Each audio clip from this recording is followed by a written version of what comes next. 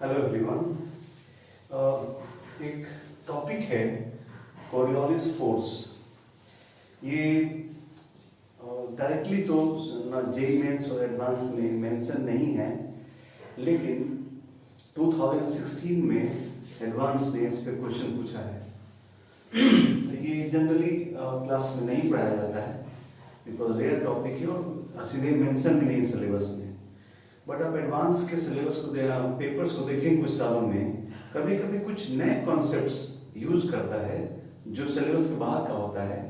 लेकिन एक बहुत खूबसूरत बात यह है कि जब भी कोई नया कॉन्सेप्ट जेईई एडवांस यूज करता है तो पहले वो चीजें हमेशा पैसेज में आती हैं। पैसेज में सारा कुछ पहले समझा देता है कि एक्चुअली वो चीजें क्या होती हैं और फिर उस पर क्वेश्चन पूछता है। और ये ट्रेंड सा है, ये मैकेनिक्स से और बाकी से कम मॉडर्न फिजिक्स में ट्रेंड बहुत ही ज्यादा बहुत स्ट्रॉन्ग कॉन्सेप्ट है।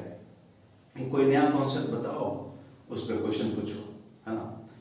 तो मेरा आपसे ये कहना है कि एडवांस में ऐसे एक नया चीज के लिए तैयार रहिए और इस स्ट्रॉन्ग मेंटली उसको हैंडल कीजिए कि अगर कुछ प्योर नया है आपके लिए तो एक कॉम्प्रहेंशन टाइप का होगा, इंग्लिश कॉम्प्रहेंशन होगा। उसमें सब कुछ डिटेल दिया होगा। आपको अपना मैथ्स और थोड़ा सा लॉजिक और थोड़ा सा फिजिक्स के लॉज लगा के आप उन क्वेश्चंस को हमेशा कर सकते हैं। नॉन सॉल्वेबल या आउट ऑफ द सिलेबस कभी एडवांस में नहीं होता।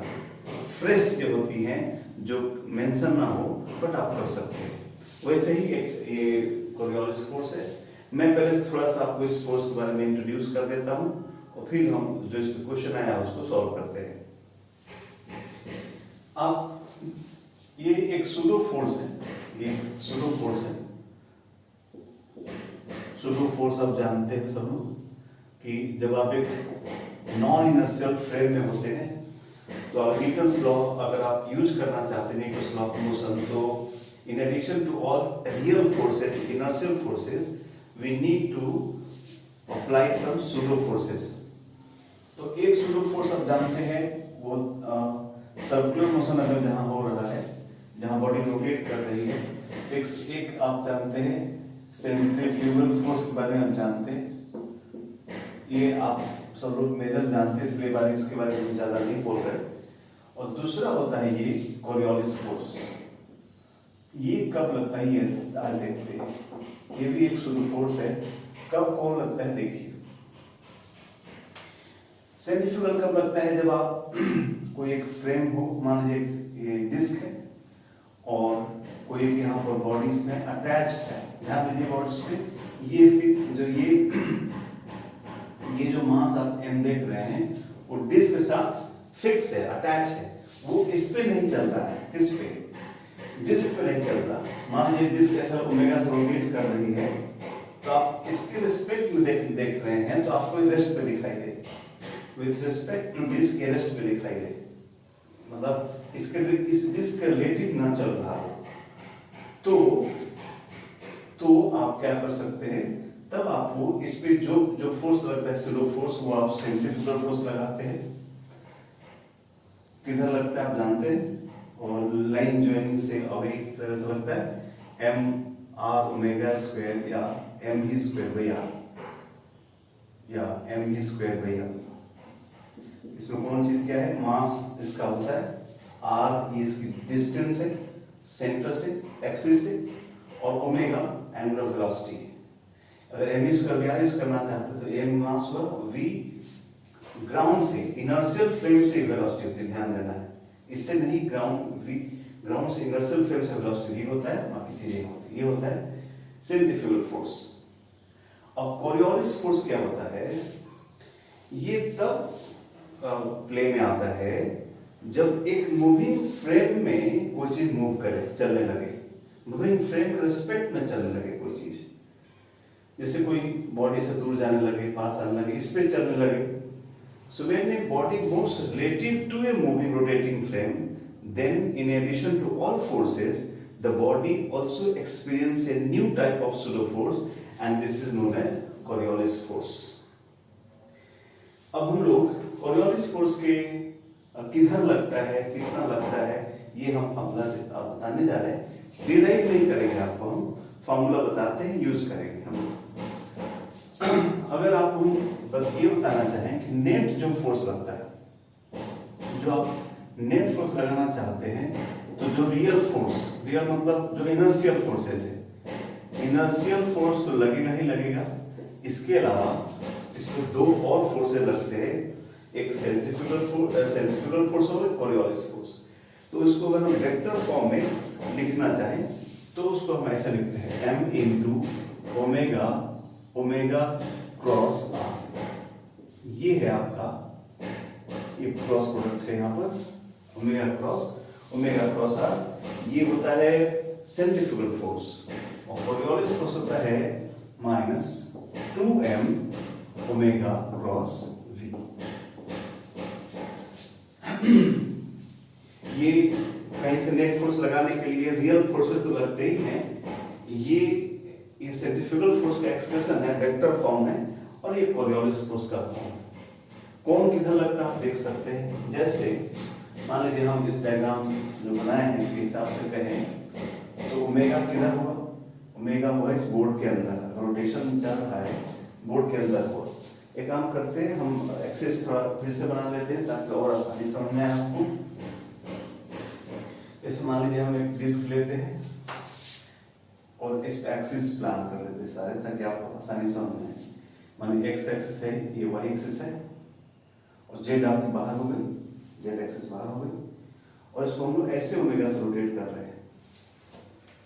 तो ओमेगा किधर होगा, प्लस जेड बाहर की तरफ हुआ। ऐसे ओमेगा डायरेक्शन देखते हैं, जिधर जैसे रोटेशन हो रहा है, रोटेशन के अलाउंग हम राइट हैंड को कर्व करते फिंगर्स को, तो हमको ओमेगा का डायरेक्शन आता है। तो ऐसे बाहर की तरफ हुआ, यानी जो एंगुलर वेलोसिटी उसको हम ओमेगा के वेक्टर लिख सकते हैं चाहे तो, है ना।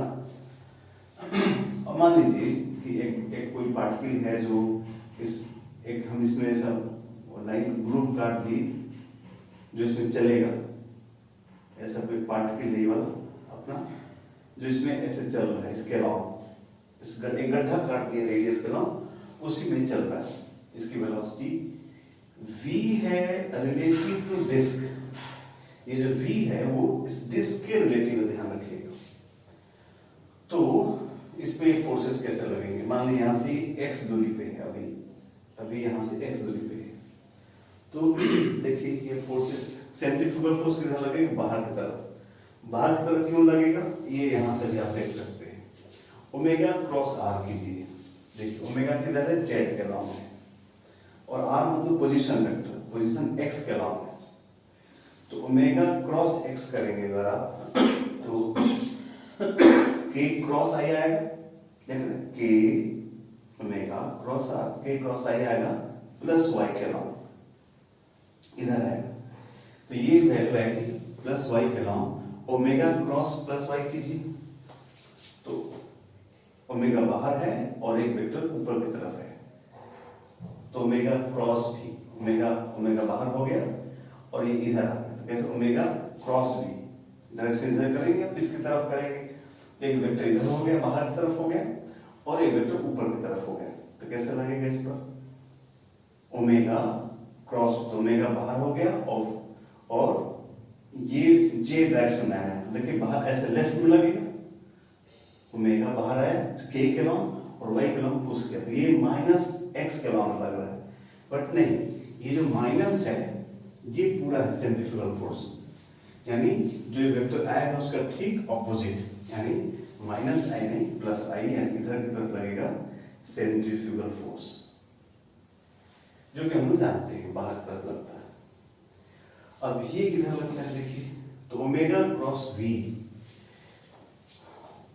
ओमेगा क्रॉस वी करना है अगर आपको, तो कैसे करेंगे, वी इधर हो गया, रेडियली एक्स के अलावा ओमेगा बाहर है, तो ओमेगा क्रॉस वी करेंगे तो किधर है, ओमेगा बाहर है जेड के अलावा और वी है एक्स के अलावा, तो Z cross x, Z cross x देखिए ऊपर की तरफ आ रहा है, प्लस वाई की तरफ आ रहा है, बट एक इधर माइनस में, यानी इधर की तरफ लगेगा F Coriolis force, F Coriolis force नीचे की तरफ लगेगा। तो ये फोर्सेस होती है, डायरेक्शन होता है ओमेगा क्रॉस v का उल्टा। अगर हम इसको और सिंपल फॉर्म में चाहें तो इसको ऐसे भी लिख सकते हैं f, अगर आपको माइनस से दिक्कत हो रहा तो f इनर्शियल आप ऐसा रख सकते हैं, इस वेक्टर को क्रॉस उल्टा रख लीजिए, तो जब m omega cross r cross omega और प्लस में रख लीजिए 2m v क्रॉस ओमेगा, ये भी ठीक आप ऐसे भी कर सकते हैं। ध्यान रखें ये वाला टर्म आपका सेंट्रीफ्यूगल फोर्स का टर्म है, ये कोरियोलिस फोर्स का टर्म है ये वाला। तो इससे कैसे निकलेगा कोरियोलिस को, सेंट्रीफ्यूगल फोर्स के बारे में ज्यादा हम बात ना करें, सेंटर वो ऐसे भी समझ सकते हैं कि सेंटर से बॉडी को मिलाता है अवे फ्रॉम सेंटर, इसलिए बहुत ज्यादा इस पर दिमाग नहीं लगाना है। मेन ये फोर्स सीखना v क्रॉस ओमेगा, जैसे डायरेक्शन कर सकते हैं, यहाँ v किधर x के नाम है और ओमेगा किधर है z के नाम है, तो v क्रॉस ओमेगा देख रहे हैं नीचे की तरफ आ गया कोरियोलिस फोर्स। सो कोरियोलिस फोर्स का ये फॉर्मूला हो गया, ये फॉर्मूला हो गया। मैं फिर से लिख दूं कि Coriolis force is given by 2m v cross omega. कौन कौन चीज क्या है इसमें, m जिस पार्टिकल पे कोरियोलिस फोर्स देख रहे हैं उसका मास है, v क्या है वेलोसिटी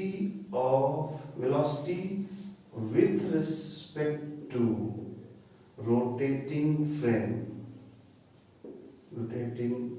फ्रेम और ओमेगा क्या है angular velocity of rotating frame.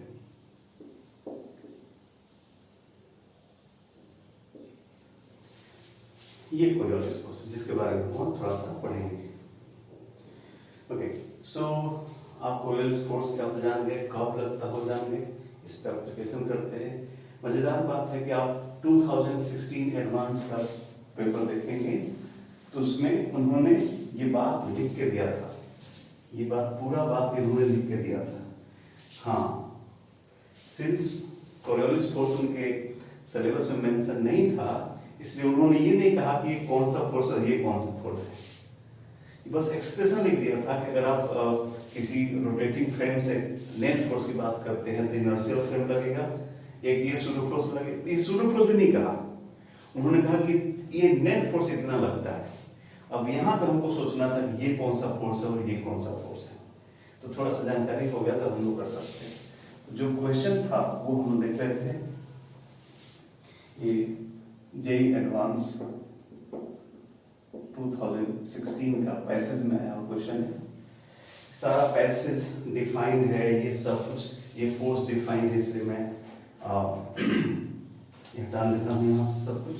ये उन्होंने डिफाइन किया था, मैं फिर से इसको यहाँ लिख लेता हूँ कि जो एफ नेट होता है उस फ्रेम से वो एफ इनर्शियल प्लस में ही दिया था वहाँ omega cross R cross omega और plus 2m v cross omega, ये नेट फोर्स होता है, ऐसा उन्होंने डिफाइन किया क्वेश्चन में। और जो ये डिस्क वाला बात बताया है यही क्वेश्चन वहां भी आया था,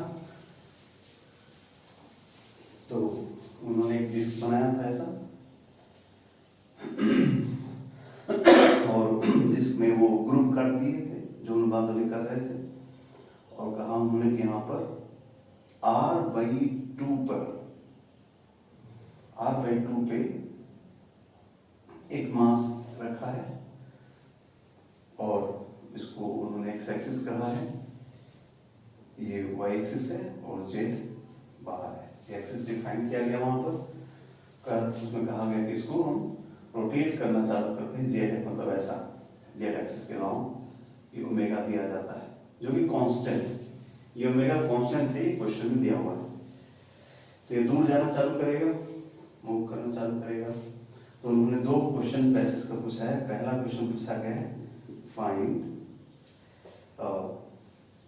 position distance from O centre O at time t, ये पूछा गया है। दूसरा जो क्वेश्चन पूछा है force by disc surface on mass, disc जो है मास पे कितना फोर्स लगाएगी ये दिया गया है। यहाँ पर ग्रेविटी भी है -z कलम, ग्रेविटी है -z कलम, आप समझ ही गए हैं।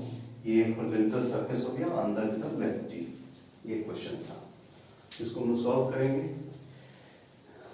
इस क्वेश्चन में थ्योरी तो बता दी गई थी, बट ये क्वेश्चन टफ माना गया इसलिए कि इसमें मैथ भी स्ट्रॉन्ग है। जिस मैंने इंटीग्रेशन तो आप लोग मैथ के स्टूडेंट से पढ़ते ही हैं, लेकिन उतना हैवी इंटीग्रेशन फिजिक्स में यूज नहीं होता जितना इसमें यूज हुआ है, इसलिए थोड़े टफ क्वेश्चन माना गया। चलिए करते हैं। तो मानते हैं चल रहा है, कभी ये चलते चलते यहाँ से x डिस्टेंस पे आ गया है, पार्टिकल यहाँ से x डिस्टेंस पे आ गया है। तो अब देखिए इस पर कौन कौन फोर्स लगेंगे। एक तो सेंट्रीफ्यूगल फोर्स लगेगा इधर की तरफ, सेंट्रीफ्यूगल फोर्स लगेगा, और इधर की तरफ कोरियोलिस फोर्स लगेगा। अभी आपसे बात हुआ था, लेकिन बिकॉज यहाँ वेलोसिटी होगी, ये मान लीजिए x पे आ चुका है और इसकी वेलोसिटी यहाँ पर v है, तो कोरियोलिस फोर्स सब लोग समझ गए, v क्रॉस ओमेगा, v इधर है, ओमेगा बाहर, v क्रॉस ओमेगा नीचे की तरफ कोरियोलिस फोर्स लगेगा। लेकिन ये ग्रुप है, नाली टाइप का चीज है, ऐसा नाली टाइप का चीज है। तो नाली टाइप चीज में इस बॉडी पर इधर इधर फोर्स लगेगा तो ग्रुप इसको बाहर नहीं जाने देगा, इसलिए ग्रुप इधर नहीं जाने देगा। इसलिए कोरियोलिस फोर्स का इसके मोशन पर कोई असर नहीं होने वाला है। जो होना है ये सेंट्रीफ्यूगल फोर्स ही इसको दूर खींच के ले जाएगा बाहर की तरफ। तो इसलिए हमको बताना है यहाँ से कि कितना हुआ। तो इसलिए जो रिस्पॉन्सिबिलिटी है मोशन कराने की वो किस पे है, सिर्फ आपके सेंट्रीफ्यूगल फोर्स पे है। इसलिए हम लिखने जा रहे हैं हम लोग mv/dv/dx, ma फोर्स जो है सेंट्रीफ्यूगल फोर्स के बराबर लिख रहे हैं mr/ओमेगा² फोर्स, ma फोर्स, और जरा इसको एडजस्ट करने तो हो जाएगा mv/dv = m से तो कट ही गया, तो ये हो गया। इसका आगे लिख दें यहाँ पर v/dv = x dx × ओमेगा², इंटीग्रेट करना होगा। r/2 पे वेलोसिटी 0 थी, किसी स्मॉल r पर हमको वेलोसिटी बताना है। वेलोसिटी बताना है, एक्चुअली पोजीशन बताना है, बट वेलोसिटी आएगा तभी पोजीशन निकलेगा, इसलिए पहले वेलोसिटी निकालें उससे पोजीशन निकालेंगे। तो सर इसको इंटीग्रेट करें हम लोग तो कितना आ जाएगा, v² / 2 ओमेगा² बाहर आ जाएगा, ये हो जाएगा x² / 2 लिमिट r/2 से r। सो आई थिंक यहाँ से v हो जाएगा ओमेगा √r² - r²/4, ये v हो गया।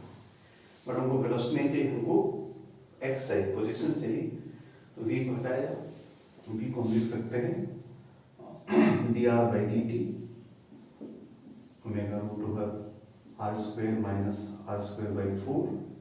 फिर इसको हम लोग dr/√r r² - r²/4 कर सकते हैं, इधर आ जाएगा ओमेगा dt, और फिर इसको एक बार और इंटीग्रेशन करना होगा। 0 टाइम पर हम r/4 पे थे, टाइम t पर कहाँ होंगे ये बताना है,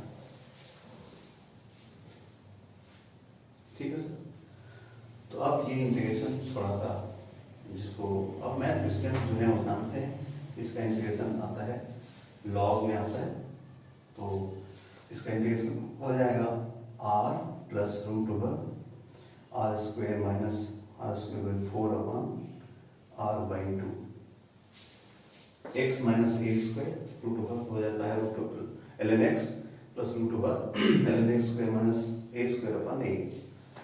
तो ये इंटीग्रेशन होगा हमारा, लिमिट हो जाएगा r/4 से x तक, इधर हो जाएगा ओमेगा t। लिमिट पुट किया जाए इसमें तो हो जाएगा upper limit log m - log n is log m/n, दोनों से डिनोमिनेटर r/2 कट जाएगा, ये ऊपर वाले की चीज बचेंगे। तो सीधा हम पुट कर रहे हैं ln upper limit x plus root over X square minus R square by 4 upon log N minus log N. Log N put करेंगे तो यहाँ पे आर बाई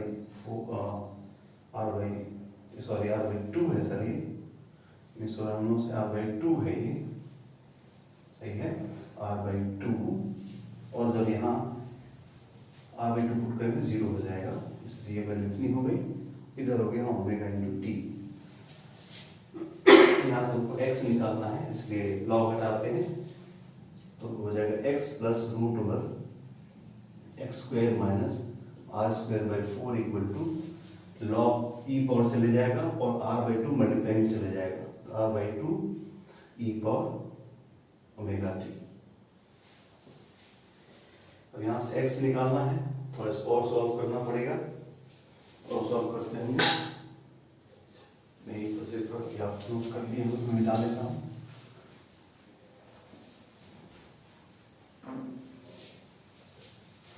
सो x को उधर ले जाके दोनों साइड का स्क्वायर कर रहे हैं, तो x left side X square plus R square by 4 equal क्या बचेगा, x को उधर लेके स्क्वायर किए, x माइनस में चले गए यहाँ पर, तो ये वैल्यू आ जाएगी हमारी कितनी, तो एक्स स्क्वायर प्लस कितना R square by 4 E power 2 omega T square की और minus X 2x into R by 2 E power omega T.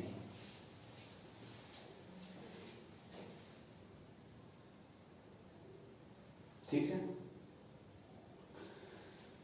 अब यहाँ से x पे कट जाएगा हमारा, तो x की वैल्यू इधर ले लेते हैं, x को इधर ले लेते हो जाएगा X R E power omega T is equal to,